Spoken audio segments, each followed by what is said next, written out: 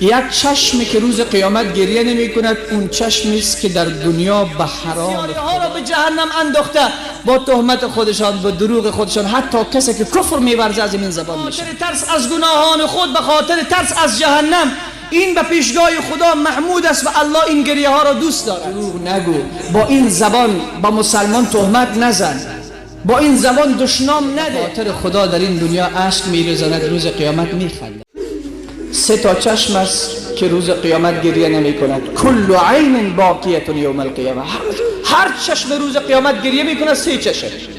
عینا غضت عن محارم الله.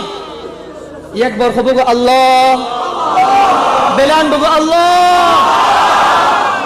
چقدر زیبا هستی نام، چقدر برکت گرفتی. میدانی که فرشتگان رحمت این مجلس ما را احاطه کرده. میدانی که الله لایف میبیند ما را، الله بخش مستقیم میبیند ما را، هیچ واسطه ای نیست. و این قطرات اشک من و تو را کی میبیند؟ الله.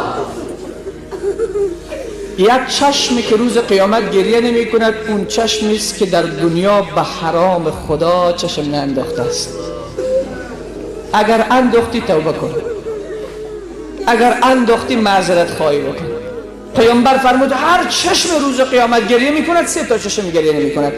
یکی عینا، چشمی که غضت عن محارم الله، وقتی اون شی را که خدا حرام قرار داده در برابر از او قرار میگیره، مثل یوسف معاذ الله میگه، چشم خود را میبنده. دوم، و عینا سهرت فی سبیل الله، چشمی که شبها را در راه خدا تا صبح کرده و نخوابیده است در راه خدا.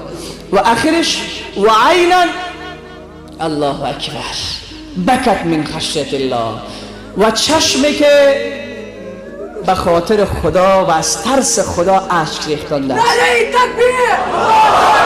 پس کسی که به خاطر خدا در این دنیا اشک می‌ریزاند روز قیامت میخندد.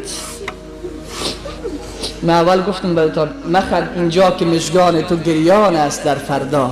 اگر ریزی در اینجا اشک، خندان است در فردا. پس رسول صلی الله علیه و سلم فرمود هر چشم اشک می‌ریزاند.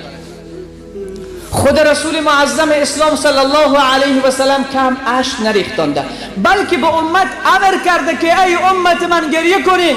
این حدیث امام ترمذی حدیث صحیح است، گوش بکن عزیز من. عقبه ابن عامر میآید و محضر حضرت رسول عرض میکند یا رسول الله من نجات. گریه نجات بوده، میدانی؟ گریه نجات بوده، نجات از عذاب خدا.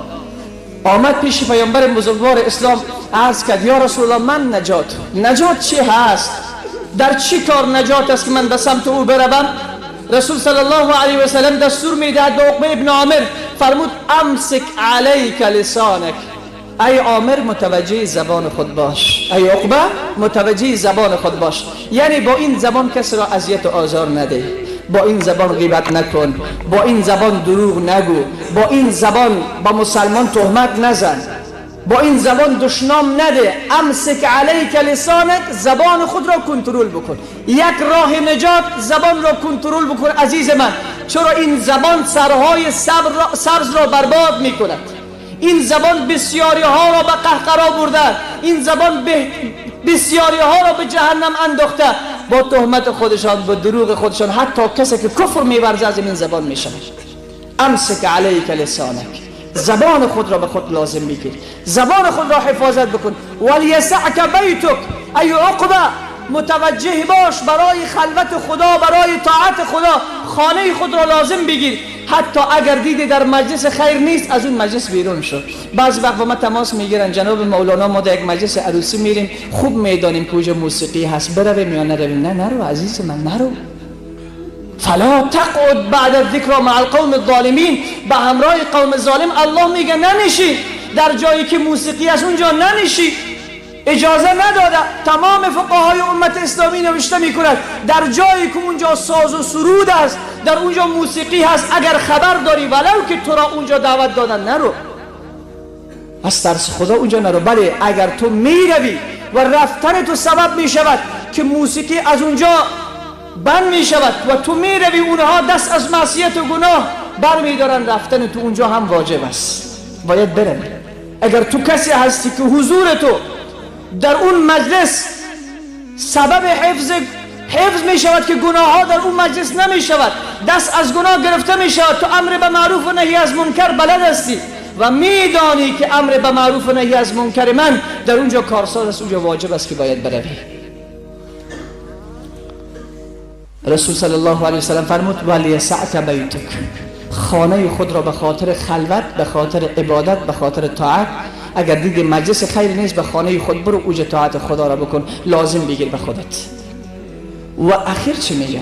وابکی علی خطیئتک، به خاطر گناهان خود زیاد گریه بکن. وابکی علی خطیئتک، امر کرده ای عقبه برای گناهان خودت گریه بکن. این حدیث صحیح است. پس عزیز من، هر که گریه میکند به خاطر ترس خدا، به خاطر ترس از گناهان خود، به خاطر ترس از جهنم، این به پیشگاه خدا محمود است و الله این گریه ها را دوست دارد. این احادیث پیامبر صلی الله علیه و سلم که خدمت شما عزیزان عرض کرد.